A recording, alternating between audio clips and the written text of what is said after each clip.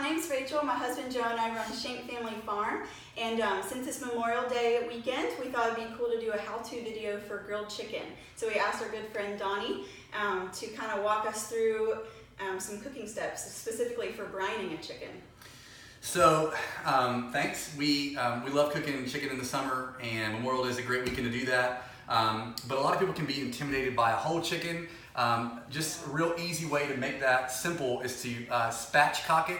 We'll put a link in the description here for a video on how to do that. Super simple. All you do is you want to turn the bird where it's breast side down. You want to cut along the backbone on both sides towards the tail, starting at the neck, and then you're gonna slice right here this little breastbone that you'll slice, and you'll hear that cavity open up. And what that does is allows the bird to lay flat. So when we grill it, it's cooking really even. So if it's cooking skin side down, all the skin's getting good color, and if we flip it over, all this surface here is laying flat, and we're getting even cooking. So that's important. Mason. So that's important. Spatchcocking, and then what we want to do too is show you how to brine it. So a lot of people get intimidated by this, or they've never heard about it.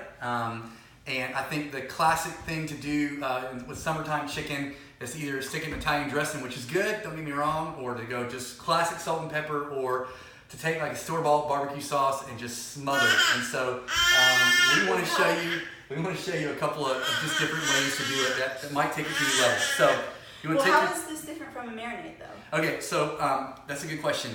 Brining and marinade. Marinade is simply for flavor. That's all you're trying to do is just shove flavor into it. And so that's a good thing to know. So when you do marinate something, you should go as big as possible, because the goal is for this not to be subtle. It's meant to push a lot of flavor into the meat.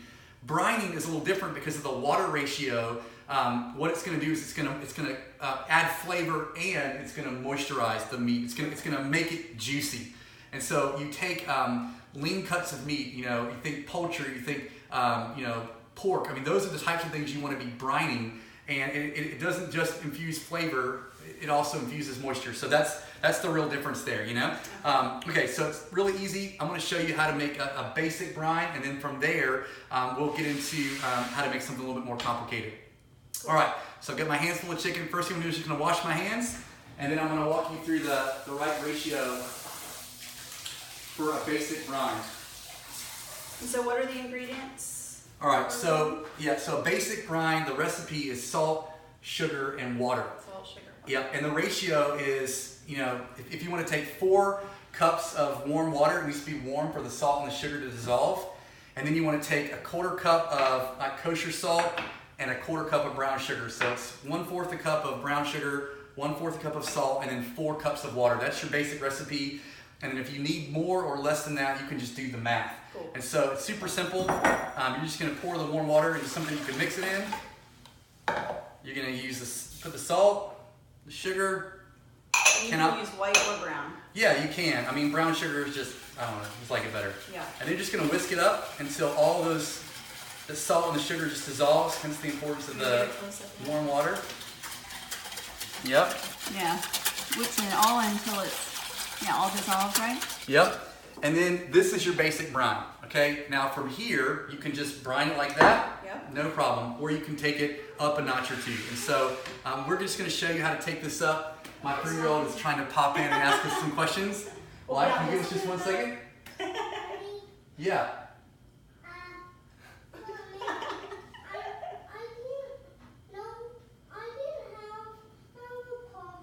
Oh, okay. We'll get you a popsicle in just a minute, okay?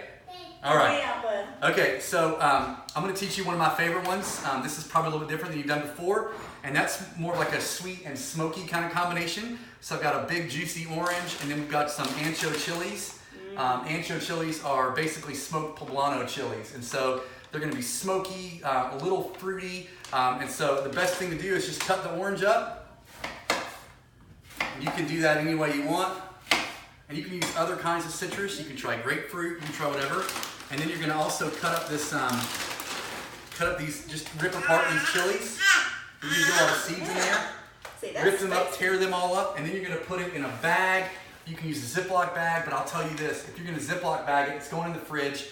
So double or triple bag it, put a pan underneath it. What you don't want is a bunch of chicken juice dripping everywhere. Yeah. So you're going to put the chicken in the bag, and you're going to pour the brine in there, and then you're going to take all these peppers tore up and the citrus tore up, and you're going to put it in here and zip it up, put it in the fridge.